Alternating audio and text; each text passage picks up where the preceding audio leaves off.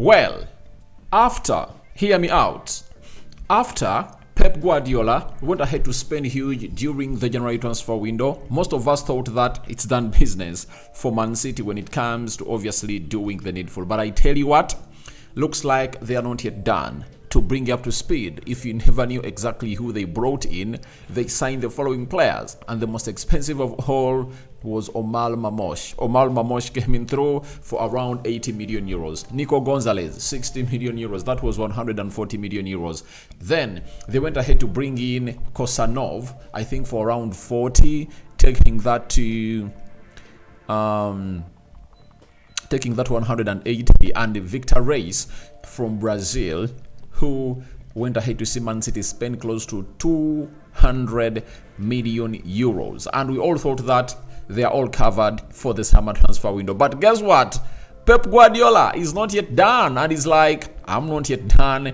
I'm coming thick and fast at you. I'm really throwing more daggers to my opponents. Remember, this season he's really doing badly, and I really understand why they've gonna obviously go aggressive in the market, and they need to put in a very big shift altogether, as even their chances of going to the Champions League and not yet open with 6 games to go. And we all know to it that in the previous 5, 6, 7, 8, 9, 10 seasons, by the time you're left with 6 games to go, Man City had already, or would have already confirmed their slot in the Champions League. And that's why you saw to it that yesterday they really celebrated a lot for Arsenal winning against Real Madrid, because they want to see to it that they obviously get a 5th slot as they are placed 5th into the Premier League table. 32 games played, they are having 54 points, 55 points, and Chelsea is 6th with 54 points. Newcastle is 3rd in there. So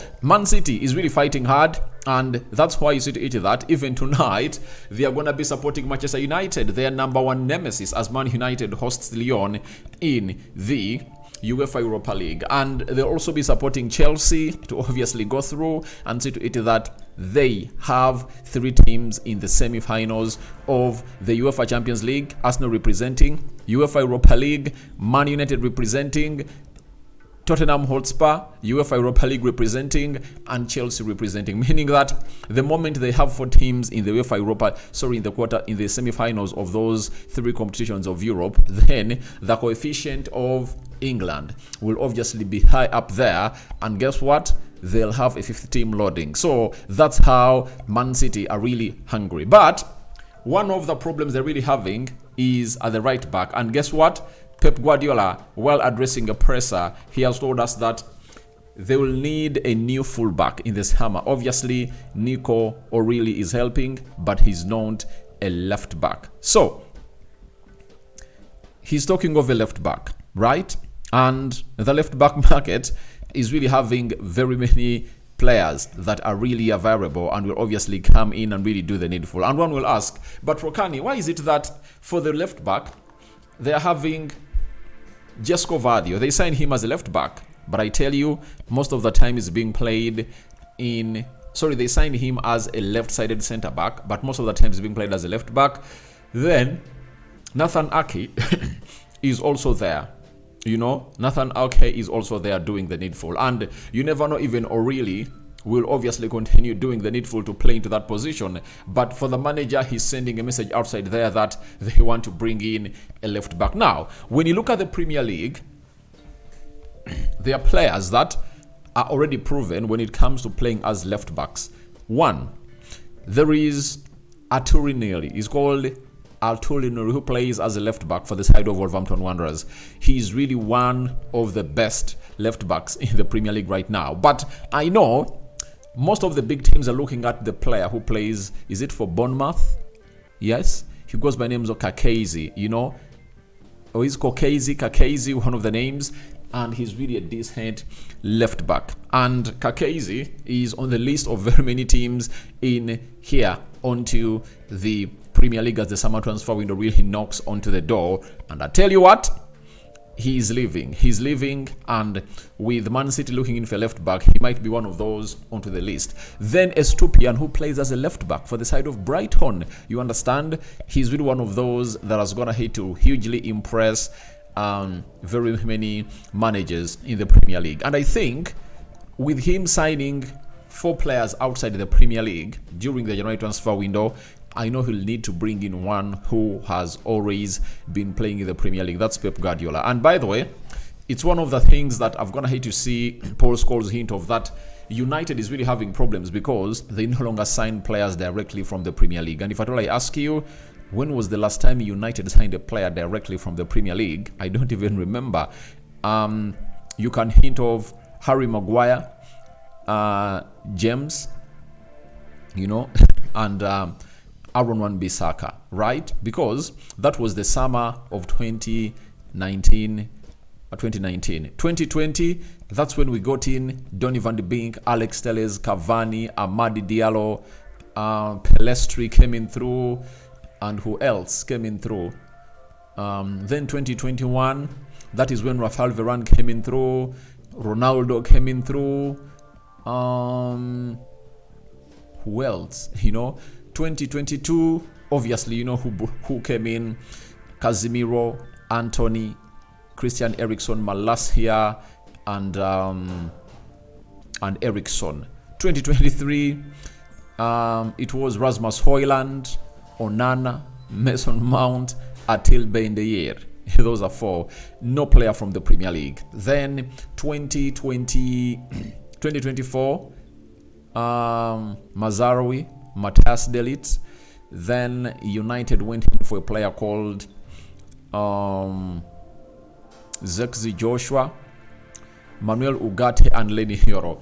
No players from the Premier League. So I think Pep Guardiola this time around will obviously look very vividly to bring in a player who plays in the in the Premier League. And that's why I've gone ahead to mention left backs that really do the needful. And the other left back, Guterres, that would have gone ahead to be very easy for them to bring in through, cannot sign for the club of Man City because he plays for a sister club, that is Girona in Spain, and very many other teams are really looking at him. You get?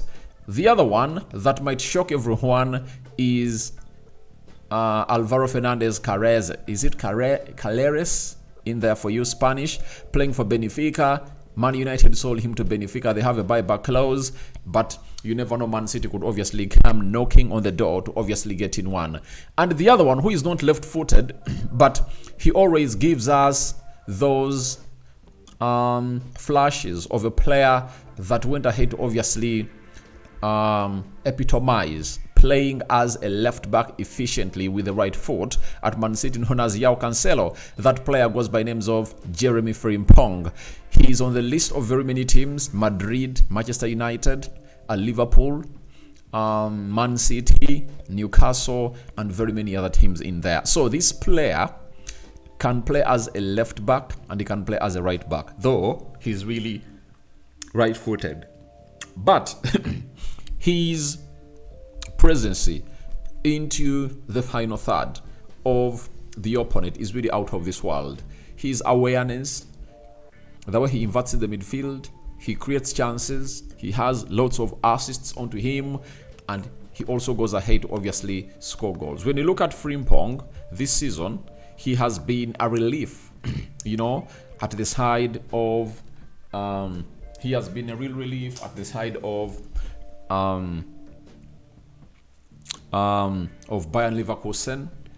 He has played 29 games in the league, 4 goals and 5 assists. That is the lad. DFB Pokal Cup, 4 goals and 4 games and 1 assist.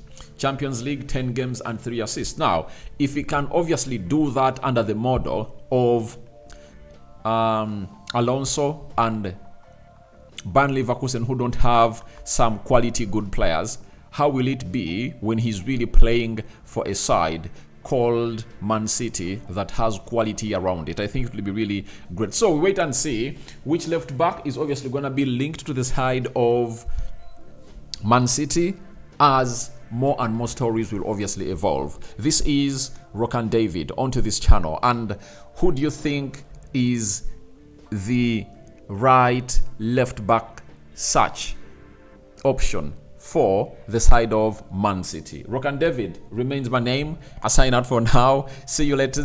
I'm heading to the United Matters channel for the Match Day Live. United hosting Lyon What are your thoughts about that game of football? We out. Find me at the United Matters channel.